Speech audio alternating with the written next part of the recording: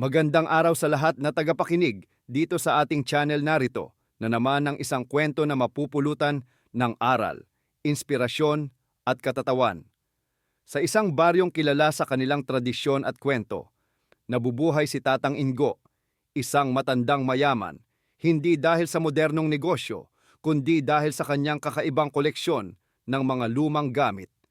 Hindi lahat ng kayamanan ay nakikita sa ginto o salapi. Minsan, ito ay nasa bawat alaalang iniipon mo. Sa loob ng kanyang munting bahay na puno ng alaala, makikita ang mga sirang electric fan na tumutunog sa mga araw ng tag-init, mga lumang kaldero na dati kasing halaga ng kayamanan, at mga CD ng Birit Hits noong 2020 mga na pinapakinggan pa rin ng ilan sa baryo. Nang maramdaman ni Tatang Ingo na malapit na ang kanyang huling sandali, nagpasya siyang ibahagi ang kanyang pinakamatagal na lihim. Isinama niya ang kanyang 3 apo sa sala, sina Junior, Bogs at Dodong, upang ipahayag ang huling habilin bago siya tuluyang mawala. Mga apo, bago ako magpaalam sa mundong ito, nais kong ipamana sa inyo ang isang bagay na higit pa sa anumang kayamanan. Ngunit tandaan, may isang kondisyon. Nang marinig ito ng 3 apo, nagkatinginan ang kanilang mga mata. Sa puso ng bawat isa, umuusbong ang halo ng kaba, pag-asa at kuryosidad. Napabalitang may nakatagong kayamanan sa lumang baol sa likod ng bahay, ngunit kailan may walang nakakita. Ang mga tsismis ay kumalat sa baryo. Sinasabing may sikreto si Tatang Ingo na matagal nang itinago. Kailangan niyong pumili ng isang kahon sa 3 ito, ngunit tandaan, ang laman ng bawat isa ay isang sorpresa. Mabilis ang tibok ng puso ng mga apo. Isa-isa nilang inabutan ang kanilang pagkakataon. Si Junior, ang pinakamatanda, ay agad na sumunggab at kinuha ang pinakamalaking kahon na may disenyo ng kahoy na inukit ang mga alaala ng nakaraan. Si Bogs, na kilala sa kanyang kalmadong disposisyon, ay pinili ang medyo maliit na kahon. Parang sinasabing hindi laging laki ang sukatan ng kayamanan. Si Dodong, ang bunso, ay naiwan na lamang sa huling kahon na may bahid ng lumang sapatos ni Tatang noong 1972, isang kahon na nag-iwan ng palaisipan at kakaibang pagnanasa.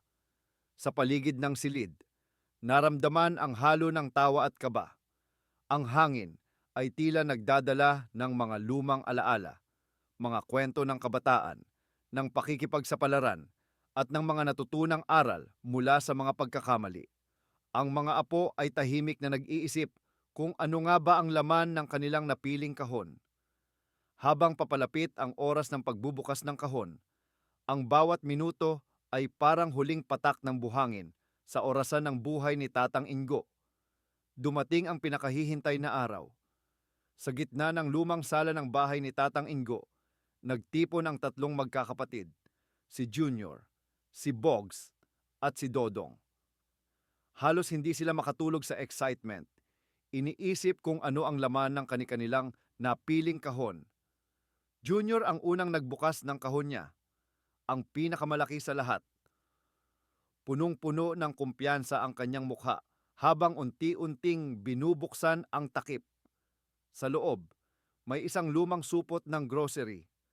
Dahan-dahan niyang kinuha ang laman, isang kahoy na kutsara na parang dinaanan na ng bagyo o ng anay. Anong klasing pamana to? Sigaw ni Junior habang hawak ang durug-durug na kahoy. Halos hindi na ito makilala bilang kutsara.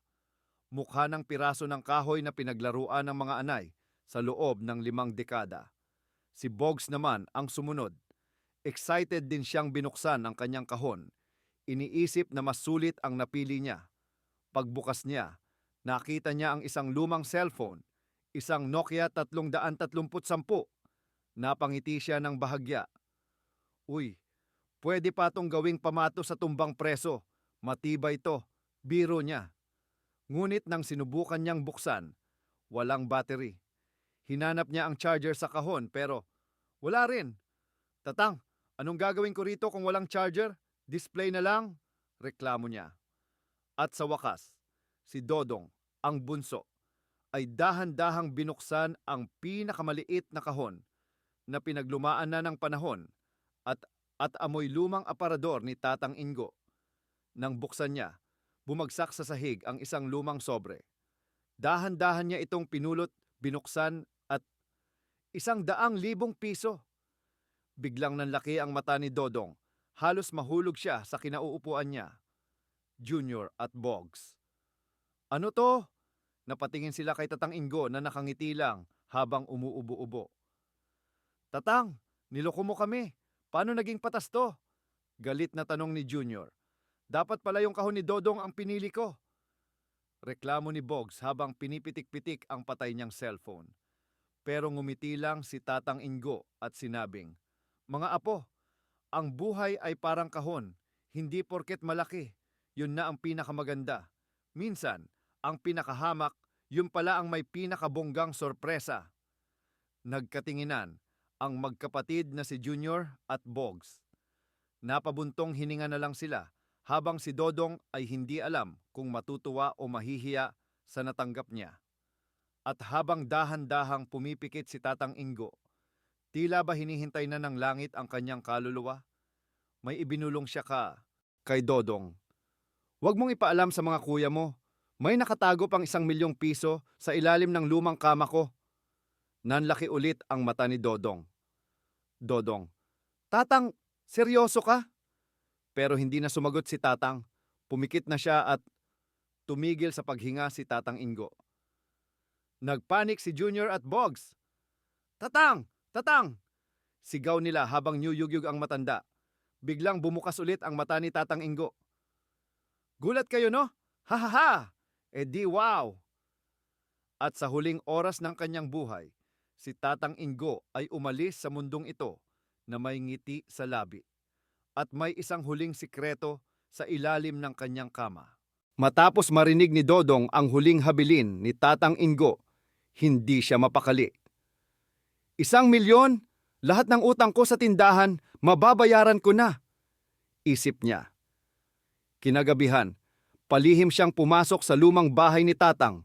Dahan-dahan niyang nililis ang alikabok sa ilalim ng kama at nakita niya ang isang lumang lata ng biskwit. Ito na yon! Diyos ko, salamat po. Kahit minsan lang sa buhay ko, tumama ako. Bulong ni Dodong sa sarili habang nanginginig ang mga kamay sa excitement. Ngunit nang buksan niya ang lata, puno ito ng mga pekeng pera na ginupit mula sa dyaryo. Tatang! Niloko mo kami! Sigaw ni Dodong halos marinig sa buong baryo.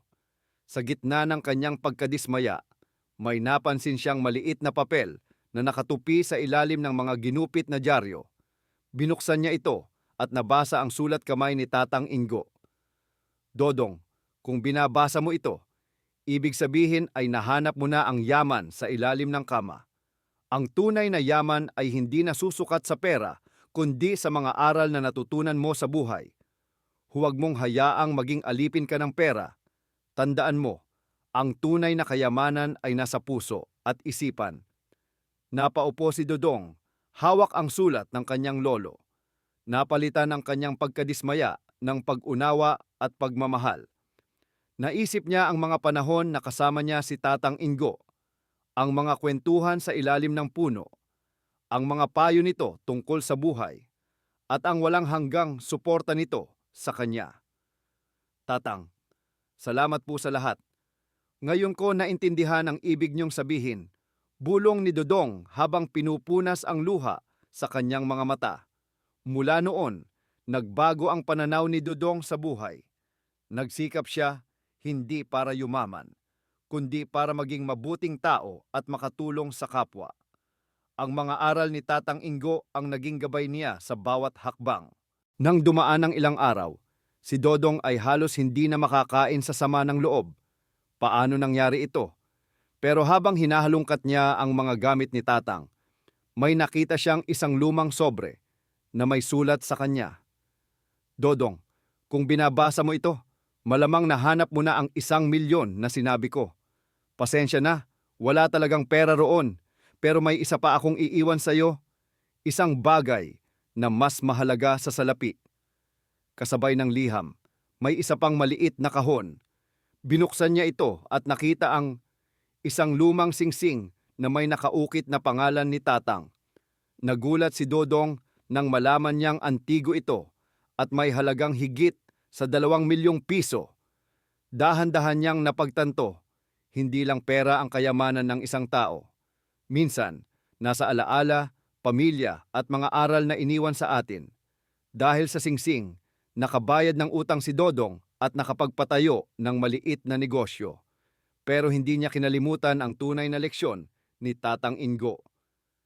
Nang bumisita siya sa puntod nito, tinapik niya ang lapida at sinabing, "Tatang, kung buhay ka pa, ipapakulong kita sa stress na binigay mo. Pero salamat, ikaw pa rin ang pinakamagaling na manloloko. Pinakamatalinong lolo." At mula noon, si Dodong na ang naging bagong alamat sa kanilang baryo. Hindi lang dahil yumaman siya, kundi dahil sa 1 milyong pisong leksyon na iniwan ni Tatang Ingo. Naging masaya ang buhay ni Dodong matapos niyang maibenta ang singsing at magsimula ng negosyo. Pero isang araw, habang nagkakape siya sa kanyang tindahan, may isang matandang babae na biglang pumasok. "Ikaw ba si Dodong? May iniwang bagay sa'yo si Ingo." Napakunot noo si Dodong. "Teka, sino po kayo?" "Ako si Aling Metring, ang matagal ng kasintahan ni Tatang Ingo." Lumapit si Aling Metring at inilabas ang isang lumang litrato. Si Tatang Ingo noong kabataan niya. Hawak ang singsing na ibinigay niya kay Dodong. Ang singsing na, yan ay hindi lang basta alahas. May kasamang lihim na hindi mo alam. Nanlamig si Dodong. "Po, wala na ho sa akin yun.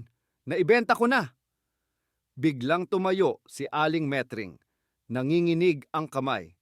"Diyos ko, hindi mo ba alam? May sikreto sa ilalim ng batong naka-embed sa singsing na yon. Isa itong lumang mapa patungo sa isang tunay na kayamanan na itinago noon pang panahon ng mga Kastila." Nagtakbuhan ang manok sa paligid ng tindahan ni Dodong sa gulat niya. "Nay ko po!" Hindi na nagpatumpik-tumpik pa si Dodong. Kinuntak niya agad ang bumili ng singsing. Ang problema? Ang bagong may-ari nito ay si Mr. Chang, isang mayamang Chinese collector na patungo na ng Hong Kong. Nagmadali si Dodong papuntang airport. Hinabol si Mr. Chang at sa pinakadramatikong eksena ng kanyang buhay, nahabol niya ito bago makapasok sa departure gate. "Sir, bibilhin ko ulit ang singsing. Please, kahit doble ng presyo." Napakamot ng ulo si Mr. Chang at ngumiti. "Ay sorry, I already gave it to my son. Binigay ko na kay Kevin as a gift." Biglang lumingon si Dodong at nakita ang isang bata na ginagamit ang singsing bilang laruan at pinampukpok sa lollipop niya. "Kevin, wag!" Sa tulong ng kaunting pakiusap, isang kahon ng hopya at pangakong may malaking kwento sa singsing, nakuha muli ni Dodong ang alahas. Sinuri nila ito at, totoo nga, sa ilalim ng maliit na bato ng singsing, may nakaukit na mapa. Isang lumang direksyon patungo sa isang lumang guwang sa ilalim ng puno, sa dating bahay ni Tatang Ingo.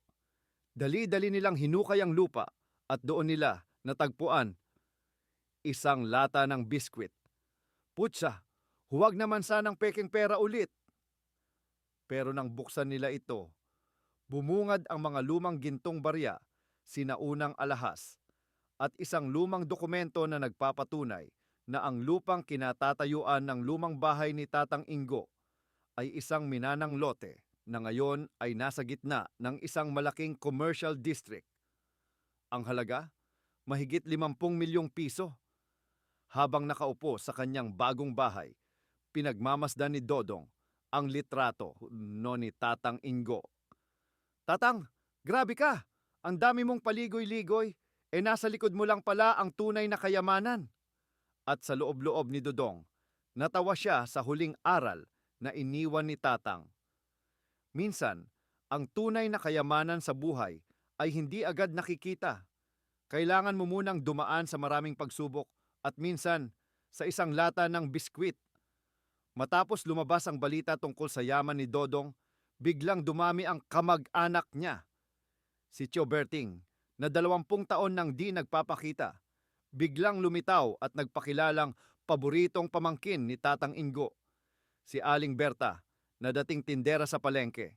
Biglang lumapit at sinabing siya raw ang totoong tagapagmana dahil pinsan daw siya ni Tatang sa panglimang kapatid sa tuhod ng tiyuhin ng kapatid ng kapitbahay nila.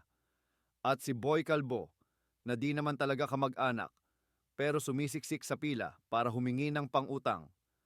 Pare, baka naman may pang soft drinks dyan. Tulungan mo naman ako. Long lost best friend tayo eh. Huwag mo akong long lost.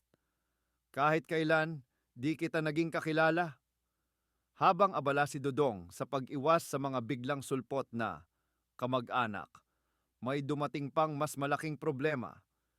Si Attorney de Guzman, isang mayamang negosyante, ay lumapit kay Dodong dala ang isang lumang dokumento na nagsasabing may ibang may-ari na ng lupa. Pasensya na hiyo, pero ayon sa papel na ito, nabili na ang lupa 40 taon na ang nakakaraan. Teka, anong ibig sabihin niyan? So, wala na akong mana? Depende, kasi may isang papel pa raw na nagsasabing di inatuloy ang bentahan. Pero ang sulat kamay dito, parang kay Tatang Ingo. Kaso, may pirma ng isang saksi na hindi namin matukoy. At nang tingnan nila kung sino ang saksi, napalundag si Dodong sa gulat. Dahil ang pangalan ng saksi ay si Aling Metring. Nagmadaling pumunta si Dodong kay Aling Metring para alamin ang totoo. Aling Metring, kayo pala ang saksi sa lupa. Totoo bang naibenta ito noon? Nagbuntong hininga ang matanda. Anak, hindi mo na itatanong. Ako ang tunay na kasintahan ni Tatang Ingo. Pero dahil mahirap lang kami noon, hindi kami pinayagan ng pamilya niya. Kaya ang ginawa namin, nagplano kaming lumayo at ibenta ang lupa. Pero sa huling sandali, nagbago ang isip niya. Naglabas siya ng isang lumang papel na amoy na parang sinabawan ng tuyo. Isang sulat ni Tatang Ingo. Sa sinumang makakabasa nito, hindi ko ibebenta ang lupa. Ito ay ipapamana ko sa aking paboritong apo na si nabura ng mantsa ng kape. Dahil sa lumang dokumentong ito, kailangang patunayan ni Dodong sa korte na siya ang tunay na tagapagmana. Nagharap sila ni Attorney de Guzman sa opisina ng tagapamahala ng ari-arian sa munisipyo. Your Honor, walang malinaw na pangalan sa dokumento. Hindi pwedeng ibigay kay Dodong ang lupa, pero biglang sumingit si Boy Calvo. Teka lang, may kilala akong pwedeng magpatunay. May isang matandang nag-aalaga ng mga lumang dokumento sa simbahan, si Tatang Lino. Pinuntahan nila si Tatang Lino, ang tagapag-ingat ng mga lumang dokumento ng simbahan. At laking gulat ni Dodong nang ilabas nito ang isang lumang larawan ni Tatang Ingo at siya noong bata pa siya at sa likod ng litrato may sulat. Sa aking paboritong apo Dodong, sa iyo ko ipinamamana ang lahat. Pero kung may aagaw, ipakain mo sila kay Aling Berta na mahilig sa tsismis. Napanganga si Attorney de Guzman. Nanalo si Dodong. Sa huli, nakuha ni Dodong ang lupa pero hindi niya ito ipinagbili.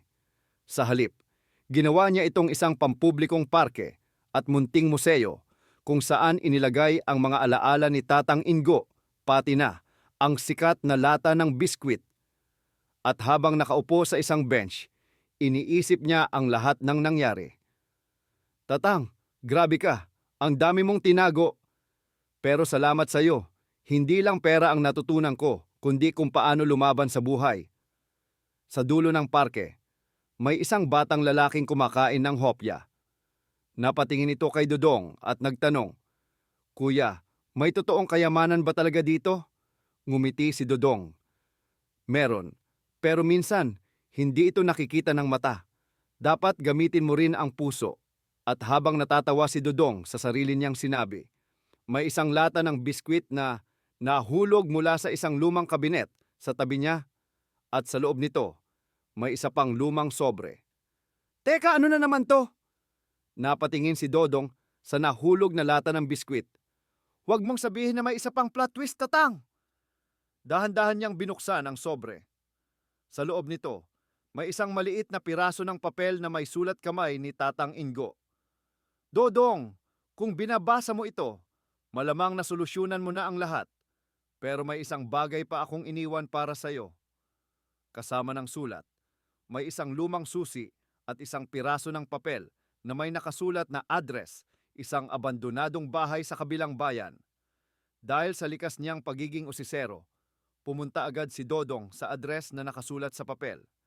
Nakarating siya sa isang lumang bahay na mukhang hindi na nabuksan sa loob ng maraming dekada.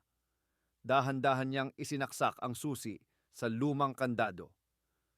Click! Nang bumukas ang pinto, sumalubong sa kanya ang makapal na alikabok at mga lumang gamit. Pero sa gitna ng bahay, may isang malaking aparador na nakakandado rin.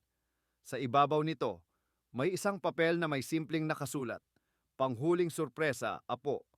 Nanginginig ang kamay ni Dodong habang binubuksan ang aparador. Sa loob nito, may isang lumang kahon at nang buksan niya, napalundag siya sa gulat, isang lata ng biskwit ulit. Tatang, putsa, kung peking pera na naman to, susunugin ko na lahat ng lata ng biskwit sa Pilipinas. Pero nang buksan niya ito, hindi peking pera ang laman, kundi isang bungkos ng lumang dokumento na may selyo ng gobyerno. At nang tingnan niya, napansin niyang ito ay mga lumang titulo ng lupa. Teka, para saan tong mga to?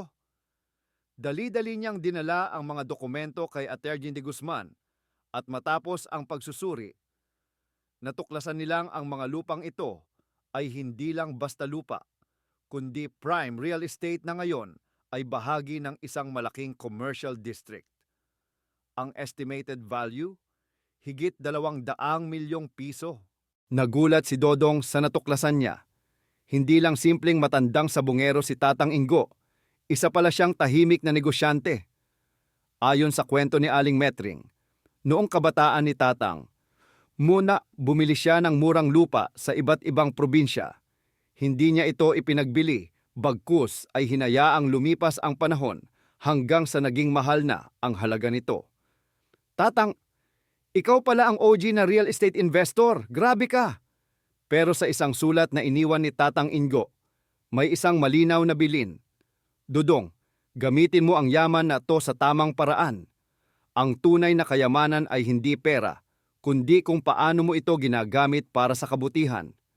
Sa halip na gastusin ang pera sa luho, ginamit ni Dodong ang yaman upang patayo ang isang libreng pabahay para sa mahihirap na sabungero na matagal nang naghahanap ng matitirhan. Magsimula ng isang scholarship program para sa mga batang gustong mag-aral pero walang pangmatrikula.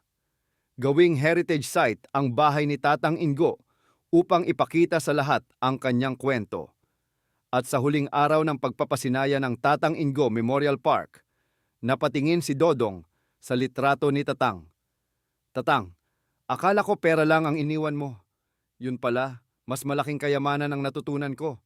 Salamat! At sa sandaling yon, biglang may nahulog na lata ng biskwit mula sa isang lumang istante. Ngumiti si Dodong. Haha, okay na ko, Tatang. Next time na yang surpresa mo. Akala ni Dodong tapos na ang lahat. Pero isang gabi, habang nag-iikot siya sa Tatang Ingo Memorial Park, may napansin siyang isang lumang baul na nakalagay sa isang sulok ng museo. Sa ibabaw nito, may isang lata ng biskwit na may nakadikit na papel. Dodong, kung nabuksan mo to, malamang handa ka na sa pinakahuling sikreto ko. Excited si Dodong, pero kabado rin. Baka joke na naman to ni Tatang. Dahan-dahan niyang binuksan ang baul at sa loob nito may isang lumang mapa. Isang hand-drawn map na may X mark sa isang remote na lugar sa bundok.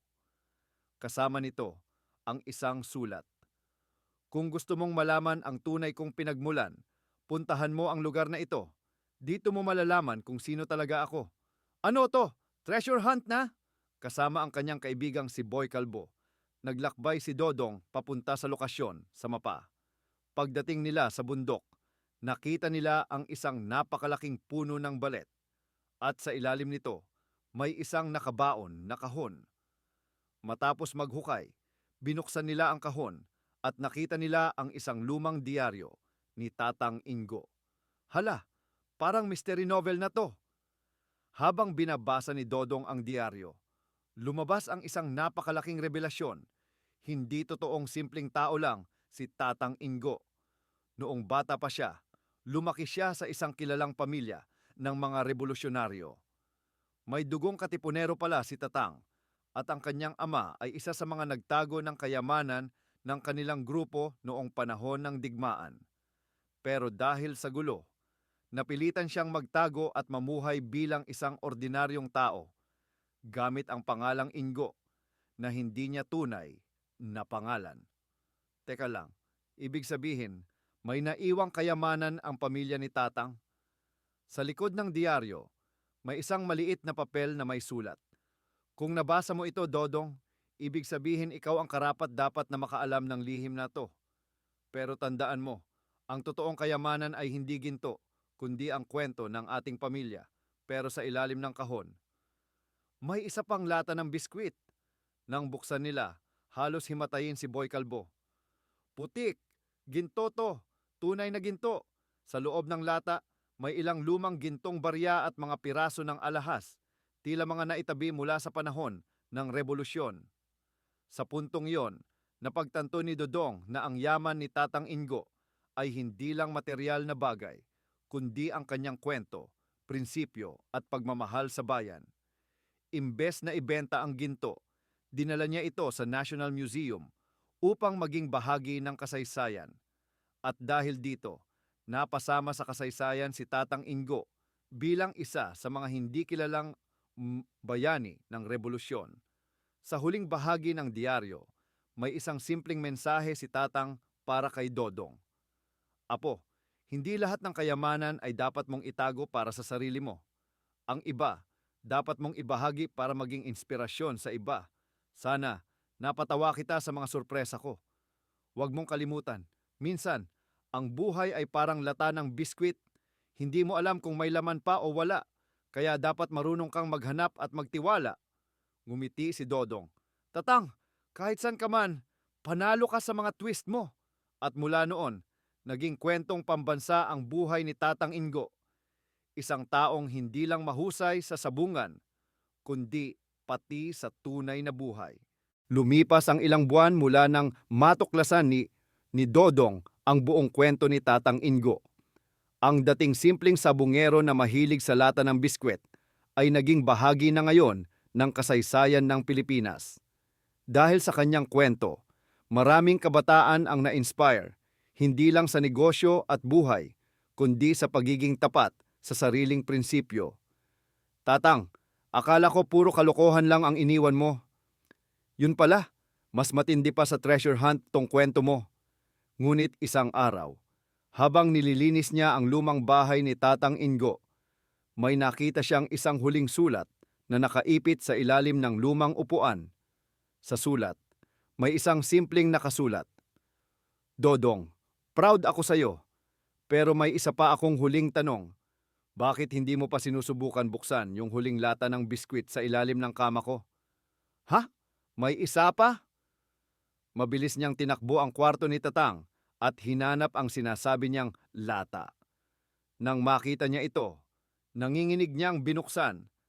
At sa loob nito, may isang maliit na papel na may nakasulat. Haha! Nahuli kita! Pinaniwala na naman kita!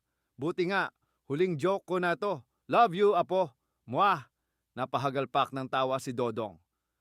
Tangingo! Putik ka talaga! Kahit nasaan ka man ngayon, sigurado akong natatawa ka rin. At sa sandaling iyon, isang malakas na hangin ang umihip sa bahay. Tila isang banayad na tawa mula sa langit. Sa huling pagkakataon, napatingala si Dodong at ngumiti. Salamat sa lahat, Tatang.